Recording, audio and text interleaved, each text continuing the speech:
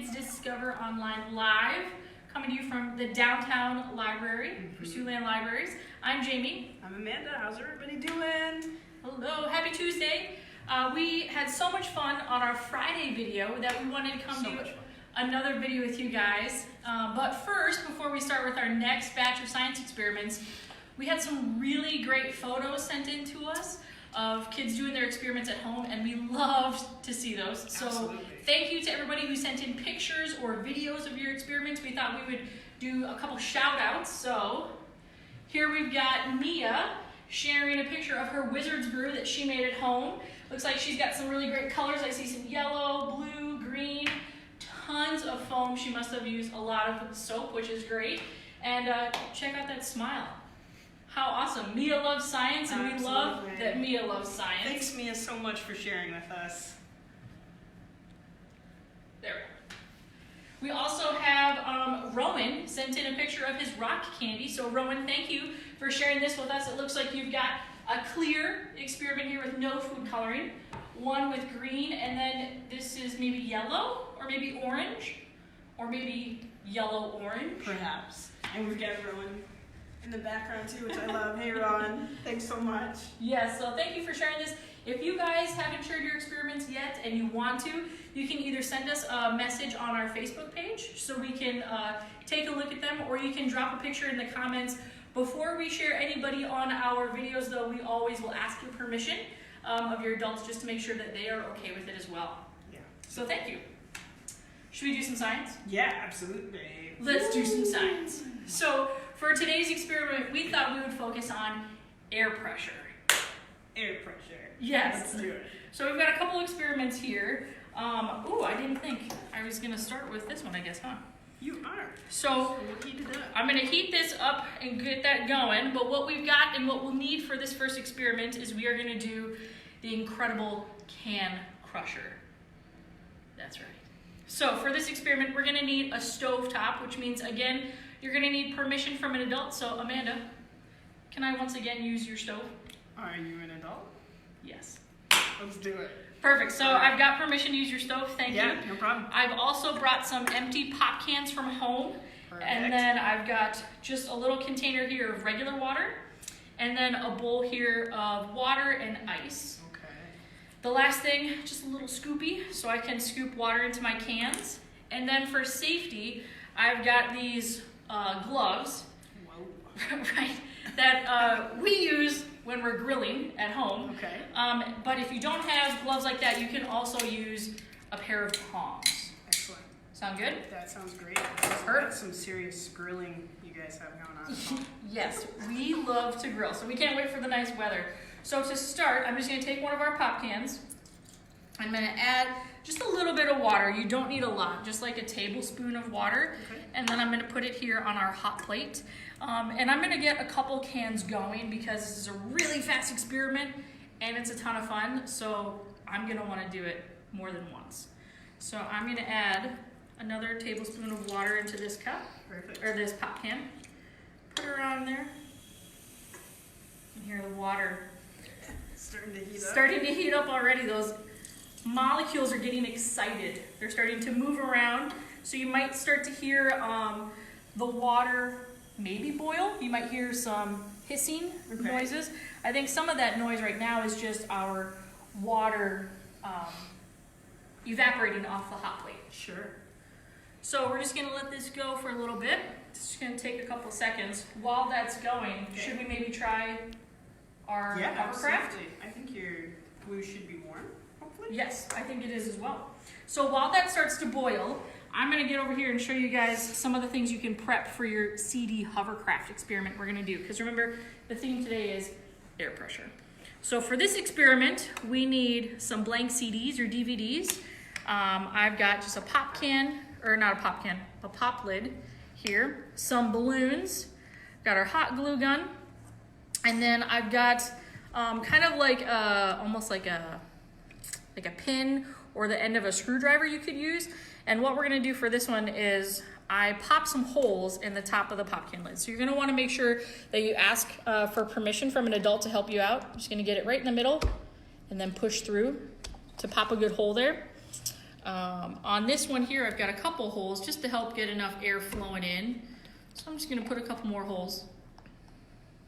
Safety is important, so make sure you're being careful when you do this. Now that I'm done, I'm just gonna put that aside so I don't have any problems. So now I've got my pop lid here, and I've got my hot glue gun. So now I'm just gonna try and put some glue around the edges here to secure the lid to my CD. Isn't this just fascinating? Watching glue.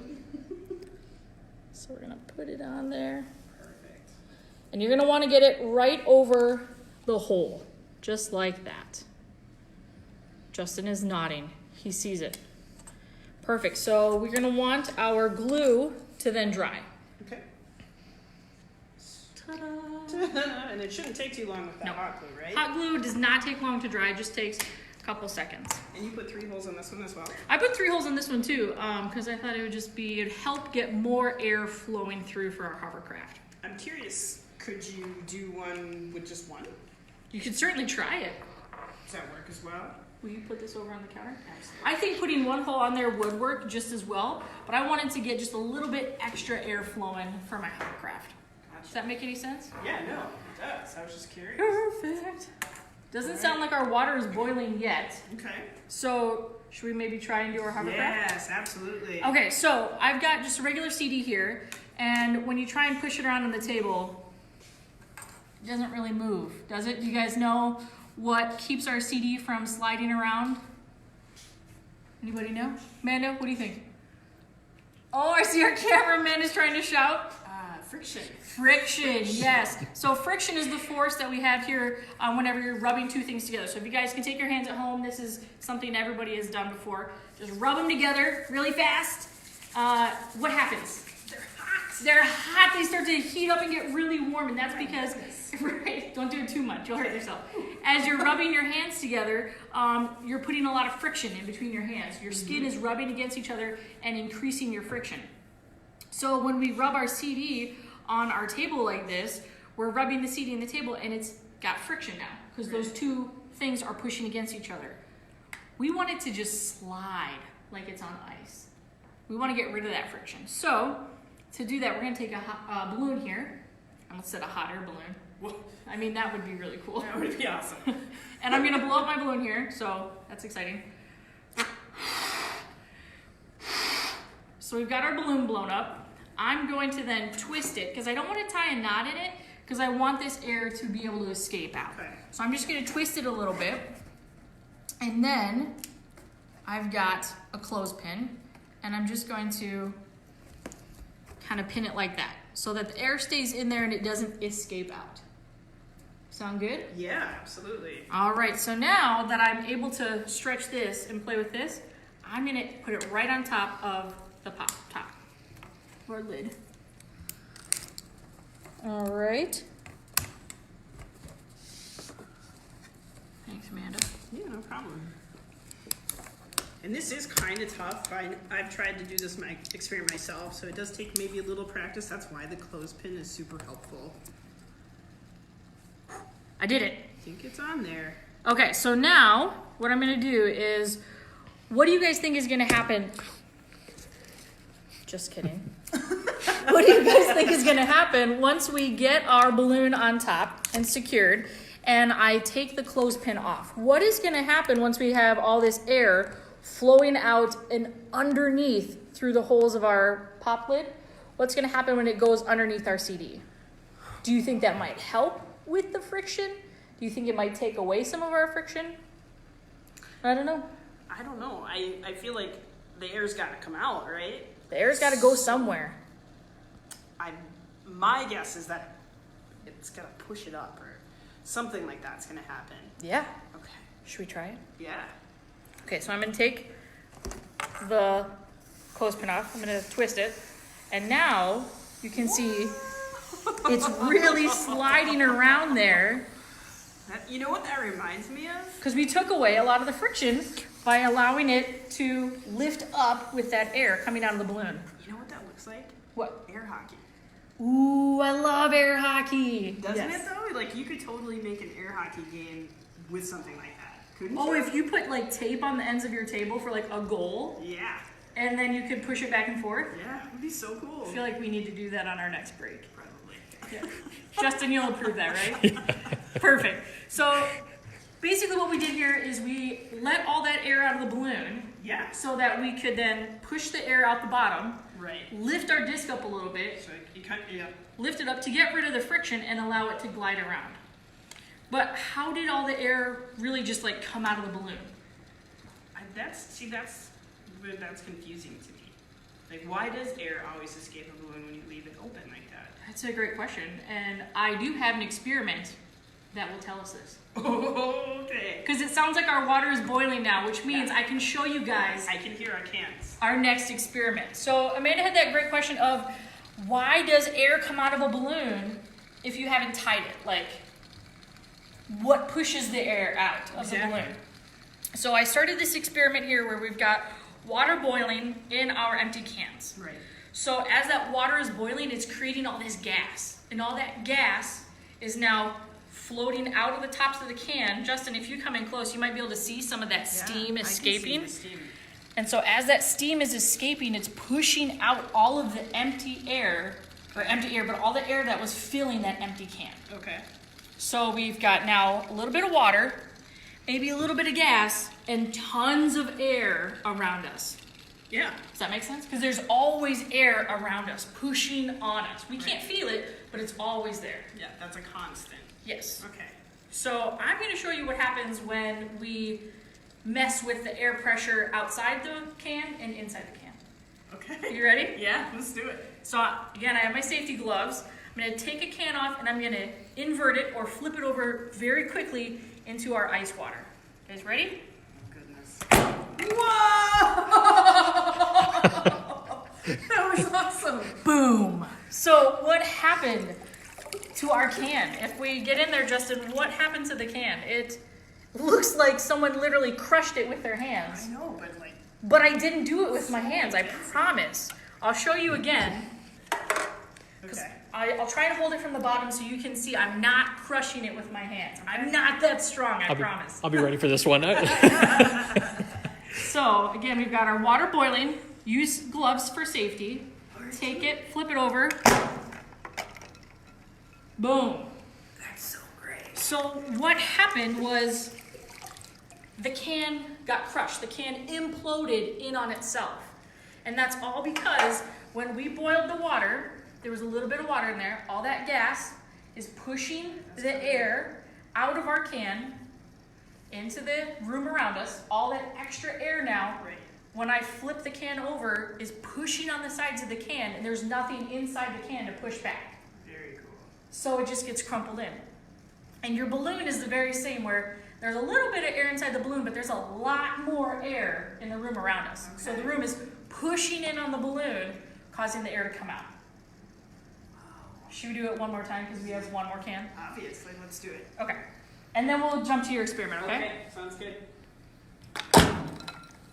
Science. Awesome. Amanda, what have you done for us today? Okay. So we're going to take that same idea, right? We've got air pressure on the outside of balloons. Yep. The air's coming out of the balloon that we put in, right? Yep. So what we're going to need for this experiment, we're going to make straw balloon rockets. And you're also going to need some string. So essentially, right, what you need is we've got a balloon. We've got one pre-filled up here. But you can use balloons of all sorts of sizes. It doesn't really matter. It's good to do tests with different things. And then you are going to want a straw. And some Scotch tape is good, whatever kind of tape you have around. And then your string. And the string really is dependent on how much room you have in your home. We kind of figured like 5 to 10 feet, whatever you prefer to experiment with. And then if you want to get creative, you can certainly grab some markers, possibly some different paper that you want to put on a balloon. But I think first we'll kind of just make a couple of our own and show you how they work. So, Sure. all right, maybe we try 2 different ones? Okay, I'm done. Why don't you grab one of the balloons? And I will grab one of the balloons as well, just so I'm not putting my hands on something that you're going to then put in your This mouth. balloon is going to be so hard to blow up. Why did I pick it? I don't know. I'm not really sure, but good luck to you. Oh, man.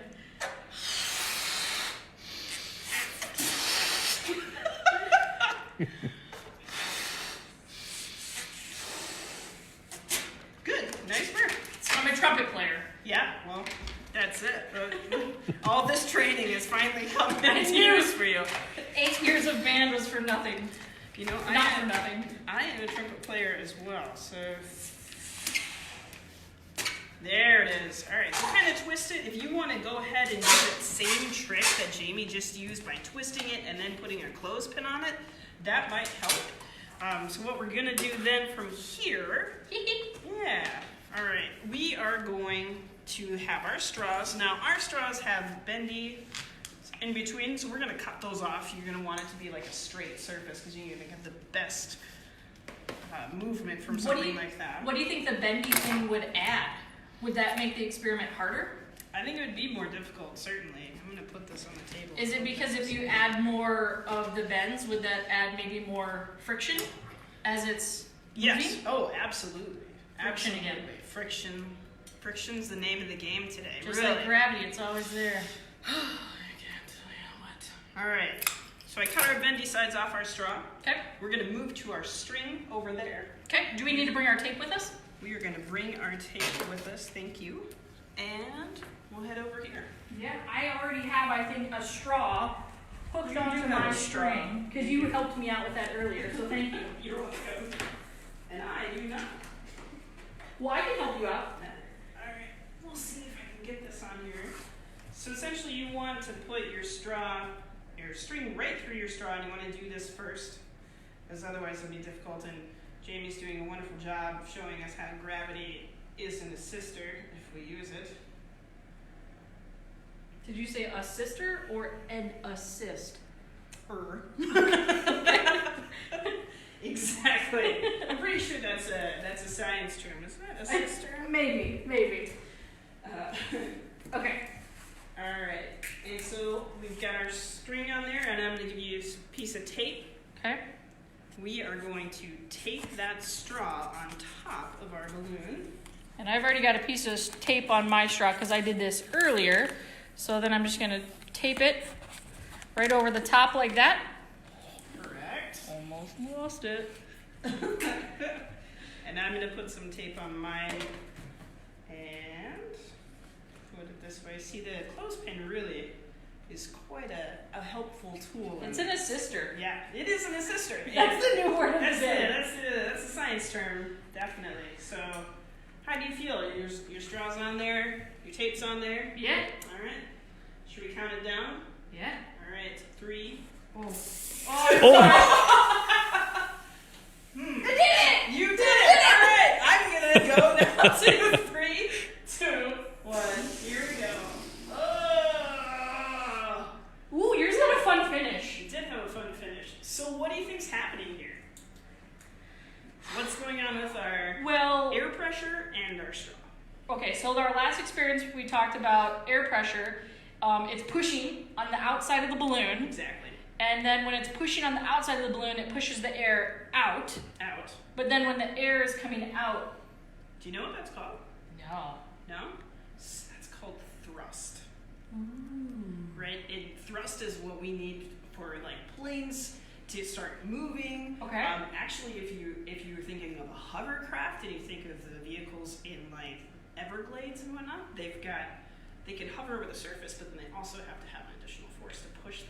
So for my hovercraft, our thrust was like us pushing it in the direction we wanted it to go. Exactly. What you were doing with your hand is pretty much like the idea of how we're moving forward, right? Because every action has an equal and opposite reaction, right? Is that special science law? I think it is.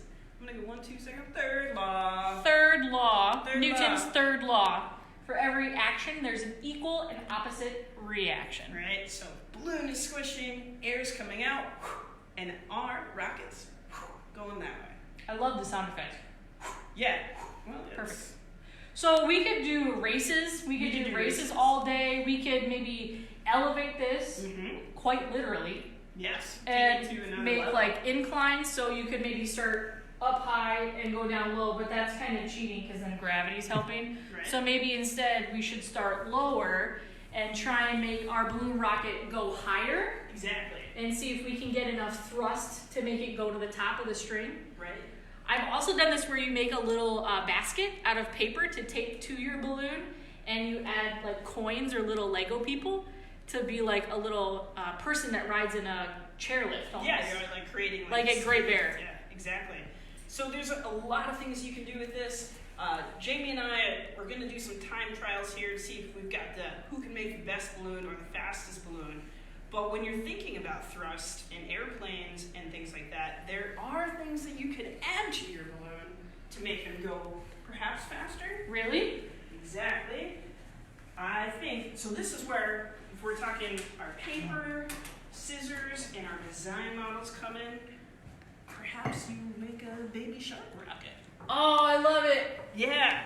So now we've got fins, and you can experiment with those, see how much that changes what's happening. Yep. Maybe if you put one fin on, what happens, and then even it out with two and whatnot, and you're just going to want to put your straw on top, and maybe you test to see if a long balloon works faster, or a more round balloon works faster. There's a lot of different things that you can play with this, but it would be so great if you guys could take some pictures of your designs, show us and how fast your balloons can go, and like I said, 5, 10 feet, whatever you have to work with, and then just write down your observations and see science in action.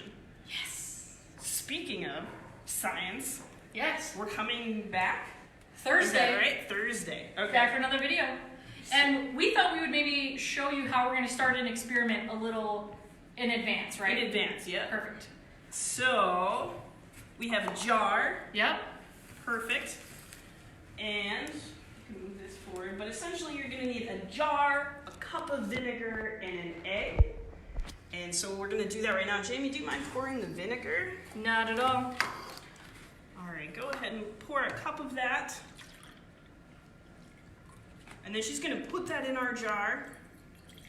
And I'm having her do that because, frankly, I would have spilt that everywhere. All right. And then we're going to set our egg right inside there. Okay. And then we're going to take that egg and we are going to put it in the fridge for at least 24 hours. Okay. And essentially what we're going to do, it's going to be pretty cool. We're going to dissolve that shell off there.